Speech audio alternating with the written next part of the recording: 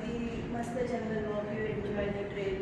थोडं थोडं थोडं करत ग्रॅज्युअल हाईकनी मी आरामात करतात 3 दिवस.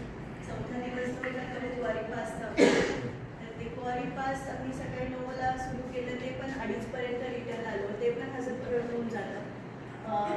नियरली 8 किलोमीटर्सचा तो हाईक आहे, म्हणजे जाऊन येऊ नये, तर ते पण इझिली होऊन जातं. तो जो लास्ट आहे दॅट इज टफ, चॅलेंजिंग होता. त्या दिवशी 2:30ला आलो आम्ही. त्यांनी जेवायला दिलं आम्हाला आणि 6 वाजता बोलला की तुमचं ब्रीफिंग होईल. 6:30ला जेवायचं, 7ला झोपायचं, 11ला उठायचं, 12ला निघायचं रात्री.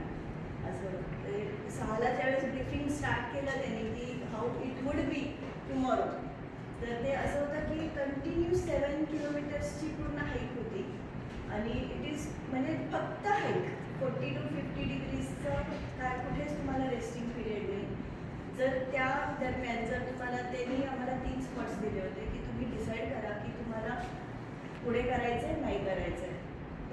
पण त्या स्पॉटला 3 पण नाही 2च स्पॉट्स दिले होते, तिसरा तर समिट होता.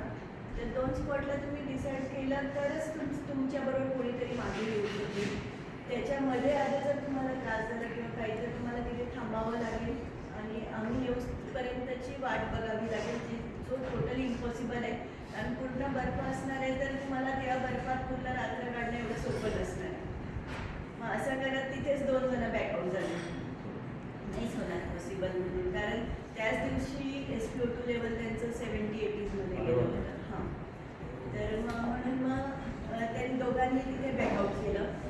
रात्री जेवलो, एकतर एन्झायटी असते, जेवण जात नाही, त्या दिवशीचा स्ट्रेक केलेला असतो आणि परत 8 वाजता कुठून झोप लागणार, 7-8 वाजता ते पण नाही. 11 वाजता उठतो, आवडतो आणि लगेच 12 वाजता त्यांनी सुरू केलं.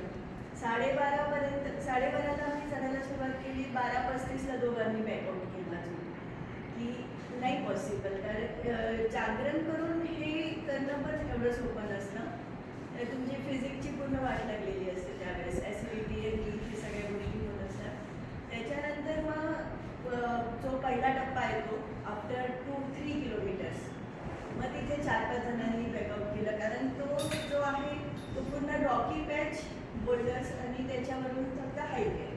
तर तो आम्ही पहिल्या दिवशी केला होता. कुवारी पासला जाताना असं असतं की तो त्या हाईक मेन टेम्पल म्हणून एक छोटंसं टेंट त्यांनी हे केलेले असतात, तिथपर्यंत जायचं आणि मग कुवारी पासला जायचं आणि ते अक्लमटाईज होतो ते आपण, आणि मग परत येतो आणि त्या दिवशी इथपर्यंत जाऊन मग परत पांगरचुलावरती जायचं असं असतं. तर त्या टेम्पलच्या स्पॉटला गेल्यावर मग बऱ्याच जणांना लक्षात आलं की it is not that easy. मग तिथून पुढे 4-5 जण झाल्यावरती आम्ही असं होतो ना की आता पुढचा टप्पा जाऊन बघू काय होतं, कारण प्रत्येकाला काही ना काही त्रास होत होता. कोणाला वॉमिट होत होतं, कोणाला हेडेक होत होतं. असं तिथून पुढे सुरू केल्यावरती जो असं की मी जी आहे ती स्पेसिफिकली बोलायला मी मीडियम पेसर आहे, म्हणजे टॉर्टोइसची जे बोलतात ना की स्लो अँड स्टेडी. पुढचा जो होता तो जायचा परत फास्ट 4-5 लोक ते जाऊन वरती असे दिसत होते, सगळे टॉर्चमध्येच चालतात रात्रभर, पूर्ण हेड टॉर्च असतं, बाकी काहीच दिसत नाही. स्काय मस्त क्लिअर होतं, पूर्ण आकाशगंगा दिसत होती, असं छान वातावरण होतं आणि खाली पूर्ण व्हाईट स्नो. तर ते वरची जी टॉर्च होती ना ती अगदी दिसत होती ती कुठे आहे आणि मी कुठे आहे. माझा स्पीड हा कॉन्स्टंट असतो, I never stop in between, आणि त्या कॉन्स्टंट अँड स्लो स्टेडी स्पीडनी मी तिथपर्यंत पोचायचे. ते पटपट जाऊन तिथे थांबायचे आणि मी गेले ना की मग ते पुढचं चढायला सुरुवात करायची. मग I use to just company follow की मग रेस्ट नाही होत होती. असं करत करत ठीक आहे, हा टप्पा बघू झालं. पण म्हणजे जय सर, तामाणे सर माझ्याबरोबर होते. आम्ही दोघांचा स्पीड फार छान होता. एक प्लस पॉईंट हा होता की त्यांचा एक शेर्पा हा नेहमी पुढे असतो, एक शेर्पा मागे असतो. तो मागचा शेर्पा होता त्याला पकडून ठेवलं होतं की बिलकुल माझ्या पुढे जायचं, आणि तेही तसंच करतात की लास्ट पर्सनच्या मागे थांबतात. त्यामुळे तो एक प्लस पॉईंट होता. तर मेंटली हे भीती नव्हती की काय होईल किंवा काही.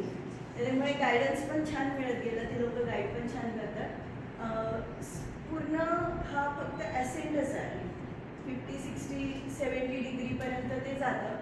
स्नोमध्ये चढताना ते असं कधीच चढून देत नाही, कारण लगेच मग तुमची हे फीट्स वाढतात, मग तुमची बॉडी सूट नाही होत, म्हणजे पूर्ण क्रॉसवेज असं असं असं जावं लागतं. त्यामुळे ते 7 किलोमीटरची हाईट जी आहे ती फार अजून जास्त होऊन जाते. पण असं करत करत एक एक टप्पा आला, रात्रभर चढलो, 6 वाजता पांगरचुलाच्या बेसला पोहोचलो.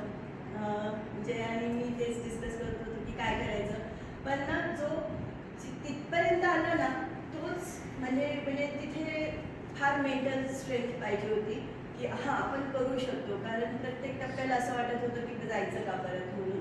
पण ती मेंटल स्ट्रेंथ तिथे कामाला आली, फिजिकल स्ट्रेंथ तर डेफिनेटली कामाला येते. त्याच्यानंतर मग बेसला पोहोचल्यावर सगळे एक तास रिलॅक्स झाले तिथे.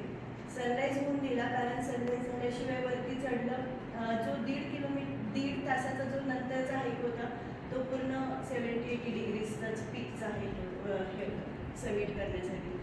तर मग ते तिथे सनराईज होऊन गेला, खाल्लं पिलं आणि मग चढायला सुरुवात केली. ते असं होतं ना की एक पाय टाकला ना तर पुढचा पाय टाकायचा म्हणजे पूर्ण एवढा, आणि म्हणजे कुठेच तुम्हाला असं दोन्ही पाय एका ठिकाणी टाकून कुठेच रेस्ट नाही करता येत. रेस्ट जरी करायची असेल, श्वास जरी घ्यायचा असेल तर ह्याच पोझिशनमध्ये. मग तिथे आपलं सिपर वगैरे असं त्यामुळे ते इझी जातं. दोन्ही हात दोन्ही पाय कामाला येतात. ती काठी स्टिक रोवायची आणि पुढे चढायचं असं होतं ते. तर ते त्यामुळे पूर्ण सगळे 2 म्हणजे हे लिम्स लागतात तुम्हाला. छान झालं, केलं. आणि समिटला पोहोचल्यावर तर असं होतं की म्हणजे ट्रान्समध्येच होतं की जल्लोष करायचा का काय करायचं. ते काही नाही, सगळे शांत बसलेले होते. लिटरली त्या समिटमध्ये बसायला पण एवढीच जागा होती. आम्ही असे दाटी वाटीत बसून, कारण फोटो पण काढायला दोघं मीच सिंगल जो उभा राहून फोटो काढला ना तो सुद्धा मी 1-2 जणांनीच काढला, कारण ते त्याच्यासाठी पण असं सटकत होता पाय. त्यांनी स्पाइक्स वगैरे दिलेले होते, गेटर्स तर काही नाही, त्यांना स्पाइक्स होते, त्यामुळे रोवायचं आणि उभं राहायचं असं होतं. छान समिट झाला. उतरतानाच वाट लागली, हॉरिबल वाट लागली. जो स्टार्ट म्हणजे त्या समिटला बसलं होतं ना, माझ्या डोक्यात ते समिट अचीव झालं ते नव्हतं. आता दिसत होतं की आपल्याला असं उतरायचं, आपण उतरायचं कसं. तर ते त्यांनी कसं केलं होतं म्हणजे ती पूर्ण मागे काठी रोवायची, मग तो पाय टाकायचं, मग हा पाय शोल्डर सगळे हातचे मसल सगळे कामातून गेले होते.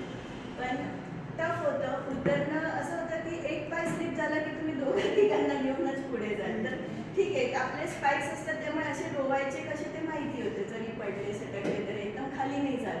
पण ते दोघं तिघं जे तुमच्या अंगावर पडतील ते काय, कुठेतरी हर्ट होईल ह्या भीतीने, पण ते हळूहळू डिस्टन्स ठेवत उतरलो. तेवढा जो पीक चढायला 1.5 तास लागला होता तोच उतरायला आम्हाला 2 तास पण लागले. It was tough.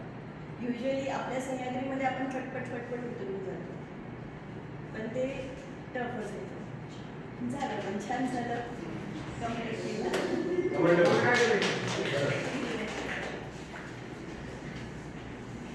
करा सगळ्यांनी, पण ना beauty begins where road ends.